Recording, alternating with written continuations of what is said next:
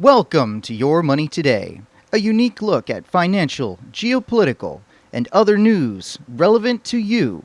For 45 years now, your host, Chris Temple, has provided his one of a kind insights and advice on the markets and on our world. Whatever the subject, he calls them like he sees them. Roll up your sleeves with Chris as we get into today's program. Welcome in, Chris Temple here, and I think you do need to roll up your sleeves. We got a lot to cover in what is our inaugural episode of the podcast entitled Your Money Today. Many of you know that I'm regularly on other people's podcasts and radio programs and whatnot. I'll be on a few over the balance of the week. We're recording this late in the morning on Wednesday the 6th after the election results have almost all come in. We're going to talk about that. But Your Money Today is a throwback. I feel like Yogi Berra. This is deja vu all over again. A couple of lifetimes ago as a young 20-something person, newly in the financial industry, I actually had a network radio program called Your Money Today. This is before we ever heard of anything called the internet, the World Wide Web, podcasts, or any such thing. And I would go into a studio, usually in Syracuse, New York, where I was on a couple of stations. And unless I recorded on the wonderful technology in those days called a cassette tape, I would record programs one way or the other. They would play on the air. Years later, when I moved my family from New York to Montana, pretty much the same drill, going into a studio and or supplying cassette tapes to stations in western Montana. 3 of them I was on at various times with Your Money Today. That was also early on, starting back in the early 80s, the title of my investment, financial, and geopolitical newsletter. And again, technology was different in those days too. I still have a lot of both of these, by the way. I still got some of my old cassette tapes. I've still got some of my old, literally cut and paste newsletters that we put on a copy machine and sent out the hard copies of back in those days. My have things changed, but I'm long overdue, as many friends and colleagues have reminded me from time to time, to have my own podcast brand. I'll continue, of course, to be guests on others from time to time. I'll have them on my program. Also on Your Money Today, as we move forward, you'll occasionally have special guests with things to say about different sectors in the markets, different political topics, different economic topics. Sometimes it'll be interviews with some of the companies that I recommend either in a national investor or that we carry water for in our media arm, Strategic Media and Public Relations. Both of those website addresses are going to be linked to our podcasts when you go to YouTube or wherever the case may be, Spotify, etc., Apple Podcasts. You'll always see those links available if you want to learn more about either the National Investor or Strategic NPR. On the logo you see here, if you're watching this on YouTube rather than the audio version of this, you'll see that our new website for the podcast itself is yourmoneytoday.org. That has yet to be officially unveiled. It's a work in progress, but even when we do have yourmoneytoday.org up and running, we'll always still have links to these different podcast episodes on our YouTube channels. We'll have them on our social media, etc. The best way for present purposes and really going forward to make sure you keep up with me on the podcast and otherwise is, if you're not already on my list at the National Investor, make sure you go to nationalinvestor.com and sign up for our free email list, and you'll always be notified of these things. First off, today we're going to weigh in with our own post-mortem, starting out on the election and what shocked a lot of people, even those who had a lot of hopes that only for the second time in history a president would be elected to a second non-consecutive term. That second person now, of course, is one Donald John Trump. The other one was Grover Cleveland in the late 1800s. And, I did an interview with a foreign news source a few weeks back that I keep in touch with from time to time, and usually on investment themes and stuff like that. But they know, as my buddy Michael says in our voiceover introduction here, that I call things as I see them. So they know that I'm not going to give them a pro-Trump or a pro-Harris take on things. I'm going to call them as I see them, as I've done also recently in discussing how the different policies between a Trump or a Harris would have affected the deficit and the economy and stuff like that. We'll be talking about that more, of course, in the days ahead. And again, on a few podcasts I'll be doing tomorrow and Friday with a few colleagues. But I commented that my view is this, that I think that Trump was going to win. I didn't want to come right out and say, unequivocally that he would. You didn't know. There was a lot of uncertainty. Are the polls going to understate his performance again, as they did in 16 and 20? Or are they closer to the mark, etc.? But nobody in their wildest dreams expected what we've seen unfold since last night. Nobody would have said that Trump would be 4.5 or 5 million votes ahead in the popular vote. With most of them counted, there's still a few states, of course, that have not made the results official, but everything's going in that direction. That was not expected. Therefore, the Electoral College margin was not expected. More so than that, the magnitude by which the Republican Party took back control of the Senate, and those numbers aren't all in either, but we could get 54, 55 seats rather than, a narrow margin of 51 to 49 or something like that. And probably the Republicans keeping the House. I mean, this was all, from top to bottom, I really think, a repudiation, not of Kamala Harris by and large, although there is some of that I'm going to talk about in a second from the establishment Democrat Party's own mouth, but this was a repudiation of a system. We had a whole machine, the entertainment division of the establishment, the legacy media division of the establishment, the Democrat Party, which has become, in not too many years recently, a wholly owned part of the establishment. At least, Republicans have got differing opinions on some things. All up and down the line, this was all a browbeating and desperate attempt to scare the country away from reelecting Donald Trump. And it failed spectacularly. This morning, and of course I always look at all different media sources of one kind or another to make sure I keep up with all manners of opinions and so forth. And look, I listened to Joe Scarborough this morning, who among the legacy media people, between him and his wife, they've got among the worst cases of Trump derangement syndrome of everybody out there. And he even had to admit, he said, look, you can't deny these results. And the fact is that the Democrat Party is, and this is a quote, radically disconnected, end quote, from the rest of the country. Sitting at the desk with him and his wife Mika was Al Sharpton. And, he's also, they're all trying to figure out what happened, what went wrong, why didn't our scare tactics work, why is a racist and misogynist and Hitler's grandson, why did America just overwhelmingly reelect him as president?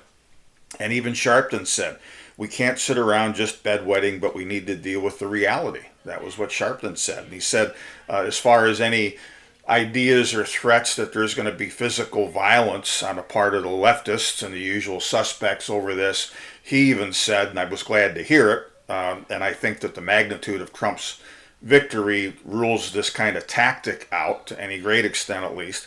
He said, quote, there will be no January 6th on our side. We're going to have to learn how to deal with this. And that's going to be true. So, the Democrat Party, which, and look, once upon a time, as some of you know, one of my other past lives, I did a lot of lobbying in Washington back through much of the 1990s on, frankly, as often as not, progressive and what would be considered Democrat issues as much as anything, labor and trade.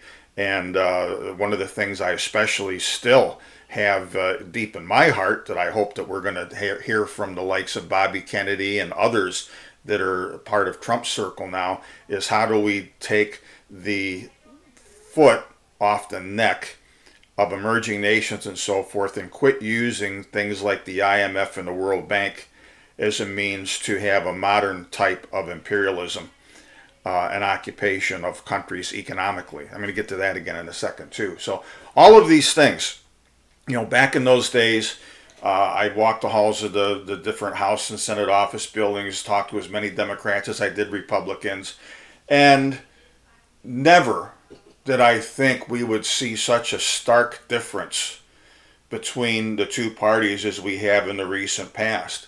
Love him or hate him, and I've said this many times, and I've not always been a supporter of Donald Trump. I supported him in 2016, but not after that. I think that one of the worst things he did in his first term was not understand the world he had put himself in, and rather than draining the swamp, he simply rearranged the alligators. Military spending all-time high, deficits all-time high, etc. I have, as I'll explain in a minute, some guarded optimism that Trump 2.0 is going to be different.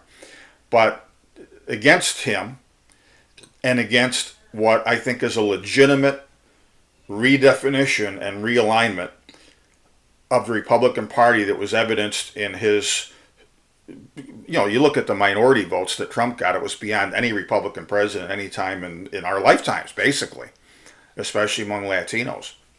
So against him, you had a Democrat Party that had become everything that not many years back it claimed itself to hate: the party of the censors, the party of war, the party of the deep state, the party of intrusion into everyone's lives, the party of deplatforming, and then adding a nasty kind of icing on a cake, a party of all kinds of just whacked out stuff. I don't have to go down a list, you know it all: the transgenderism, the tampons, and so many other things we could name.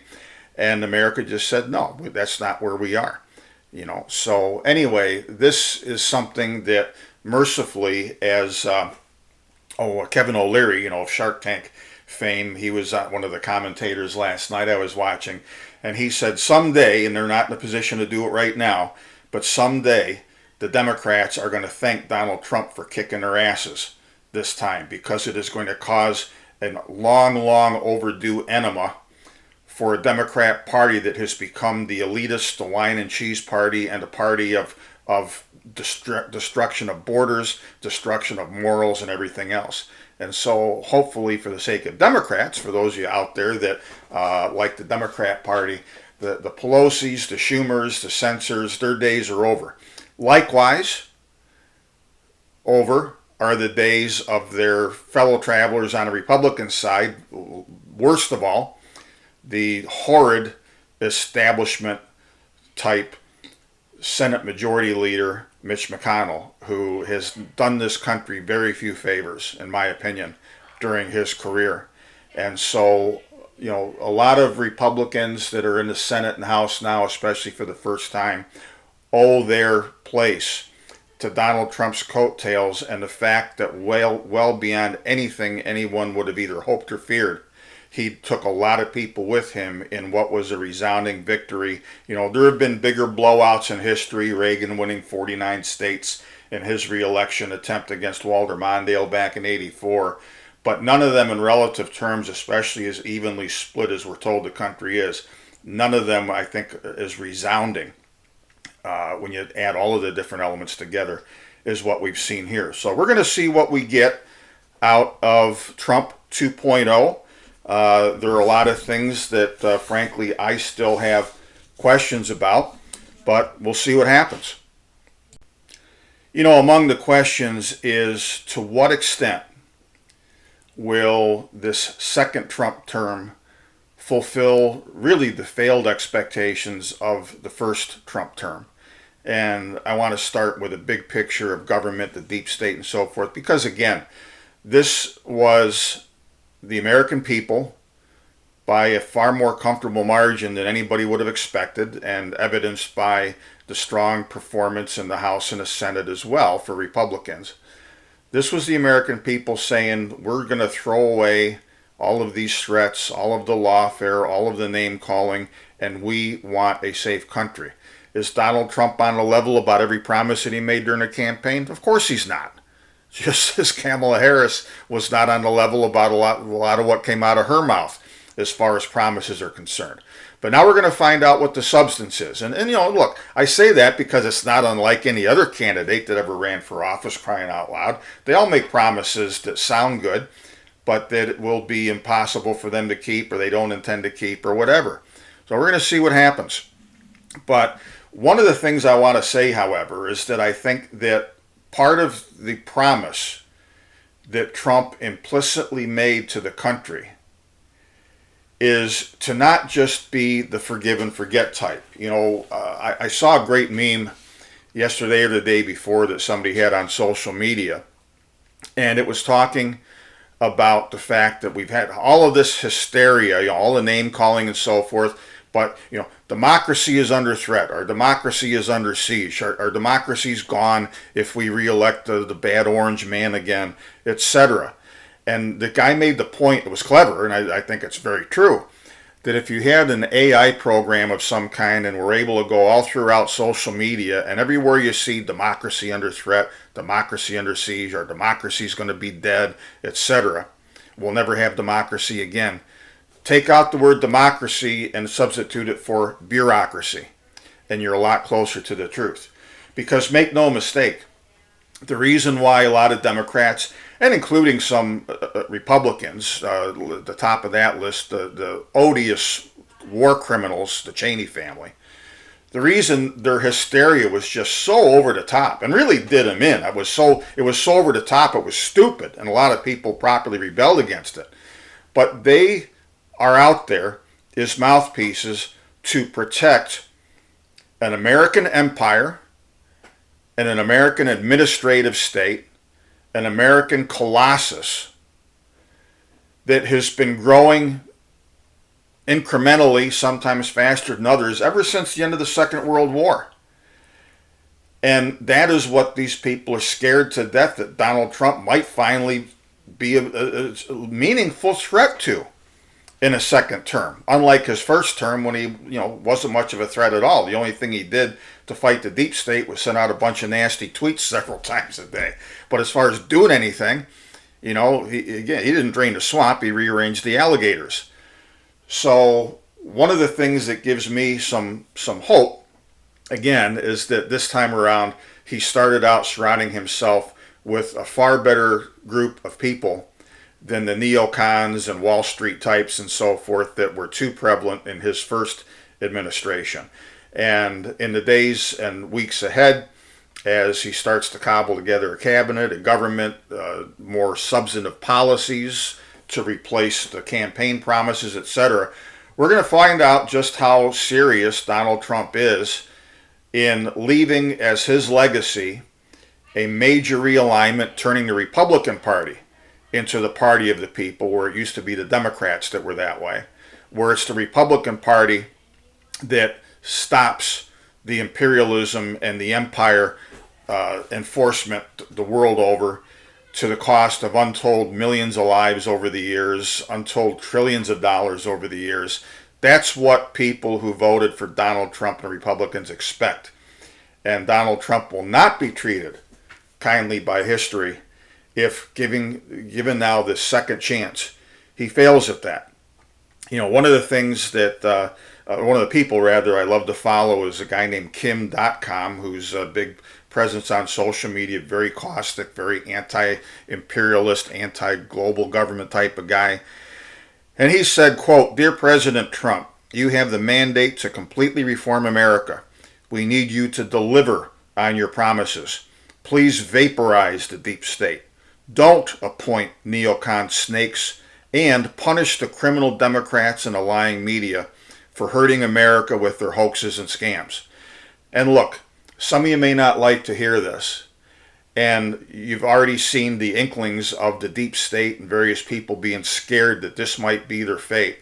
But what Donald Trump needs to do, and the Republicans that will run Congress need to do, is not go after people who they disagree with, not go after people who they personally dislike, but go after people where you can demonstrably prove that they, whether out of an obedience to the deep state overall, whether it was to line their pockets or both, have directly caused or enabled death, looting of public treasuries and so forth, whether it's over Ukraine, whether it's over a different kind of war criminal, Tony Fauci. All of these things, there needs to be judgment. properly done, legally done, and again, not because it's a personal enemy, but because when you cause deliberately and knowingly so much life loss and misery and looting of the treasury, you just can't be allowed to get away with that. So for everybody else and for the rest of America, Trump has got to be a president of all the people and bury the hatchet. Thomas Massie made a great statement, one of the very best representatives we have in Congress these days. He said, quote, "They tried to impeach him, silence him, convict him, and shoot him. Trump survived all of it, so they overturned their own election in a soft coup on President Biden. And he beat them anyway. We beat them." And here's the takeaway.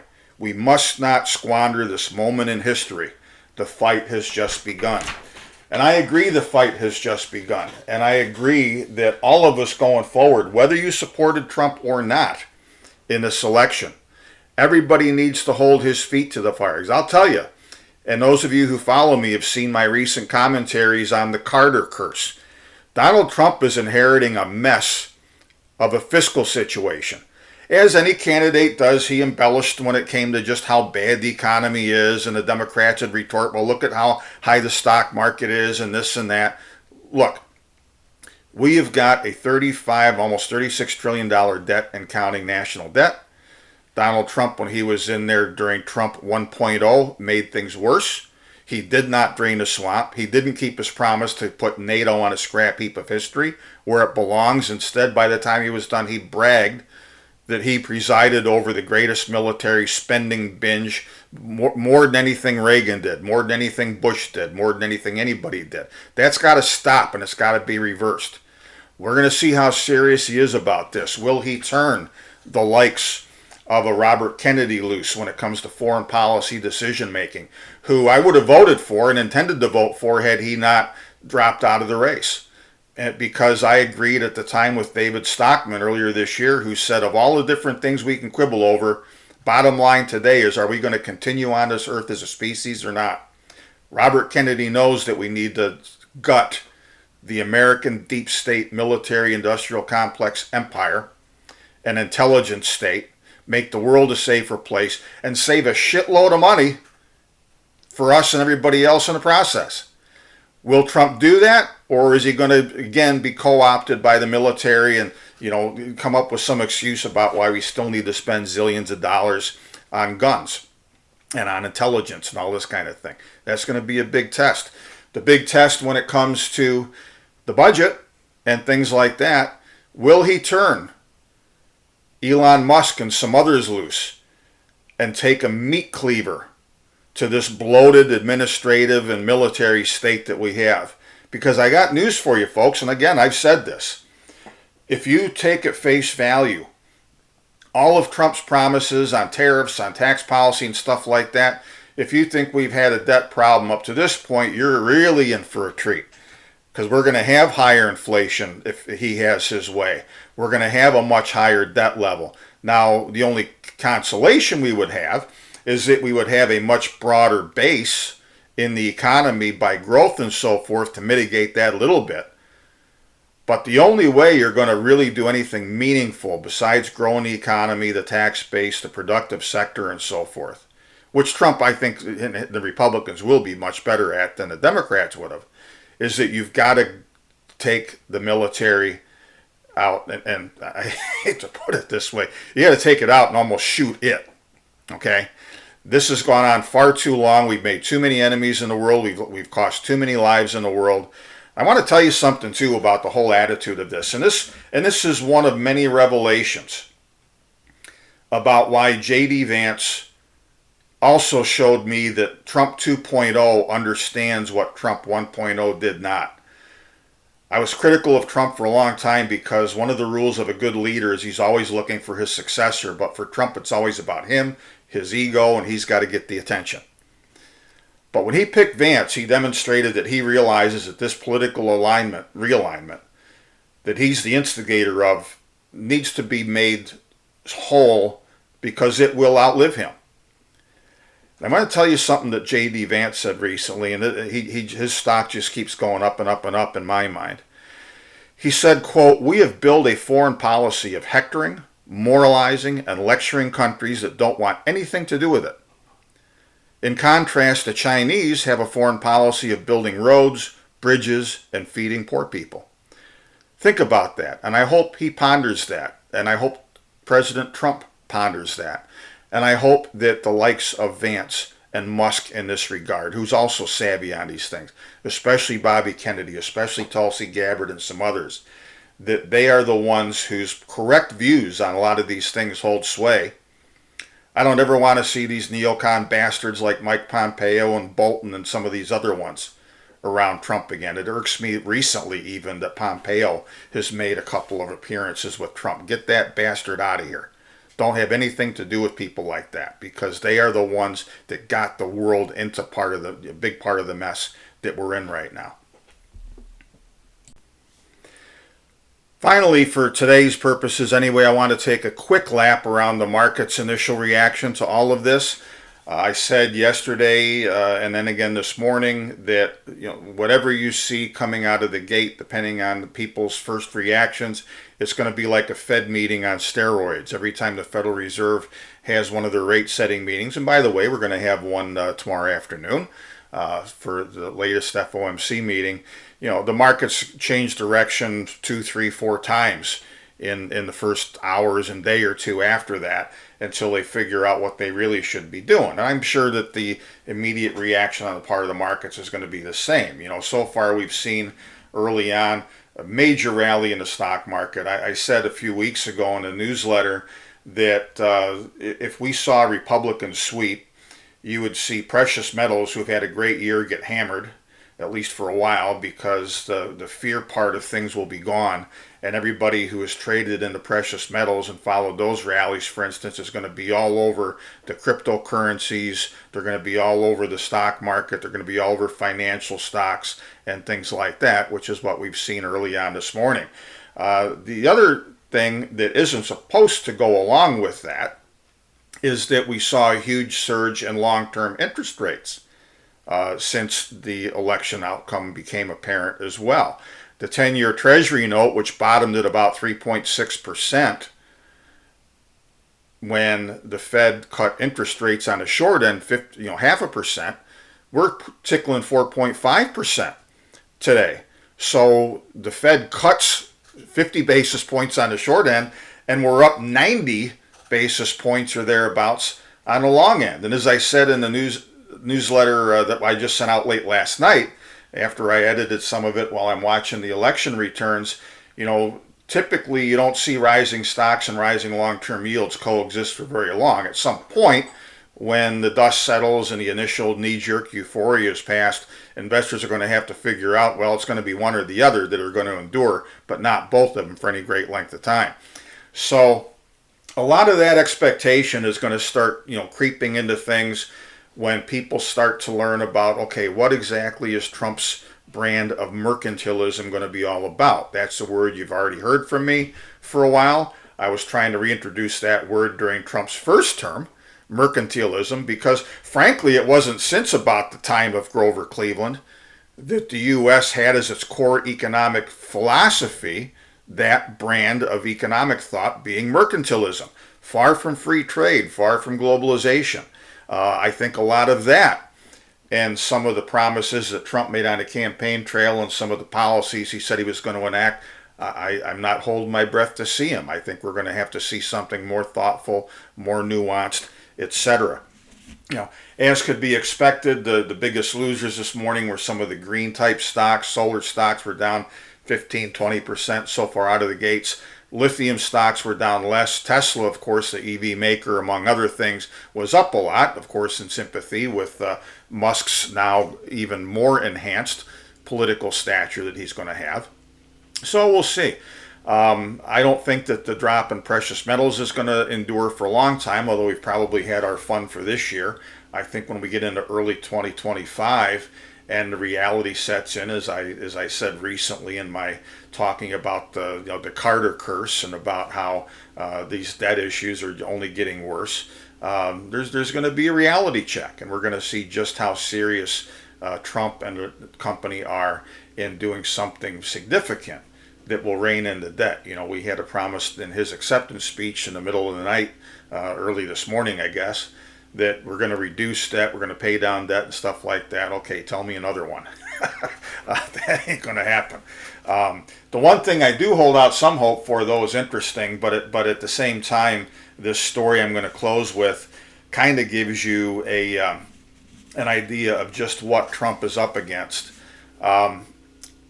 When Reagan was elected in 1980, the deficit was about $40 billion a year. And of course, it was all Jimmy Carter's fault, and what a terrible president he's been and so forth. Of course, he had nothing to do with creating the inflation he presided over. That was the handiwork of Richard Nixon and Nixon's Fed Chairman Arthur Burns, as I've explained umpteen times. Carter, frankly, in my opinion, has got the worst bum rap of any president in my lifetime over that type of thing. But it was deemed so bad for political purposes, and Reagan, of course, is going to blame the incumbent. He got elected with a $40 billion deficit. After all of Reaganomics, he left office with a deficit that had increased more than fivefold. And it increased not because there wasn't enough tax revenue coming in, but because, for all the talk to the contrary, Reagan did nothing of substance to slow down the growth of the administrative state, to slow down federal spending, etc. At the time, and I remember this vividly, I've said this many times in telling this story, when you heard the Democrats or the liberal media disagree with some of Reagan's suggested spending cuts, which most of the time were only reductions and planned increases in spending, you would think you were watching the ads for some slasher movie from that era. He's gonna cut, he's gonna gouge, he's gonna hack, and all this kind of thing. Tax revenues during his 8 years in the White House were up something like 140% from when he started. But the deficit was up so much because spending went up at a far greater rate. And that has been our lot in life ever since. And so we're going to see, and I should inject here, all of this came despite Reagan, I think, being sincere when he started out, but kind of getting in over his head like Trump did, frankly, in his first term. Reagan had good intentions. He appointed a Blue Star panel or Gold Star panel of corporate heads and so forth called the President's Private Sector Survey on Cost Control, otherwise known as the Grace Commission, named for J. Peter Grace, its chairman. They came up after a whole bunch of study and hand-wringing and testimony and whatnot and hearings with $430-some billion of savings in federal spending, not really by eliminating programs or anything, but just running the government more like a business. But here again, even in those days, the administrative and bureaucratic state exists for itself and its own aggrandizement and power, not to serve the American people as much. And so very, very little of that was ever followed. And what is going to, I think, of everything possible that we could look at, one of the things that is going to allow Trump to succeed or cause him to fail on this score of reining into debt and deficits is if he really lets Elon Musk have a free hand and some other people with him. And as I alluded to a few minutes ago, especially where the military is concerned, because that's where a lot of it's going to have to come from. We reorder our priorities and quit being the empire that we have been since the end of World War II. I think, alluding back to what J.D. Vance said, the U.S. should resurrect the Monroe Doctrine, especially with South America, and be friends to other countries in the world, not in the exploitive way that has happened for so many years, that John Perkins has made known in a very, very great way through his books, but do it in a way where we're actually friends and lend a helping hand, not occupy countries, not take all the resources and so forth. So there's a lot of promise. I'm cautiously optimistic with the people that Trump has surrounded himself with, but there's a lot of work to do. And again, as Tom Massey said, this fight has only just started. And unlike what a lot of people, including honestly yours truly to a great extent, did, when Reagan first got elected, now we don't need to worry about politics and current events anymore. We can stay home. The good guys won. We cannot do that now. We need to make sure that Trump 2.0 delivers what Trump 1.0 did not in a big way. And if it does, the Republican Party, speaking in a partisan sense, will be the majority party for the next generation. If he doesn't, they'll have a very short run at this. So that's what I have to say for now. Again, a reminder, I'm going to be on a few more podcasts tomorrow and Friday. We're going to we're going to take a lot deeper dive into the markets and investment themes especially. Talk about all of that, add some other thoughts, and of course, we'll be back with you from time to time here on Your Money Today. By the time we get into the new year and a new administration, we'll have at least regular weekly broadcasts of Your Money Today. For now, as we're building things up to maximum capacity, so to speak, they'll be a little bit more sporadic. But again, if you're following me on social media or you're on my email list, you'll always know as soon as we post something. Thanks for tuning in.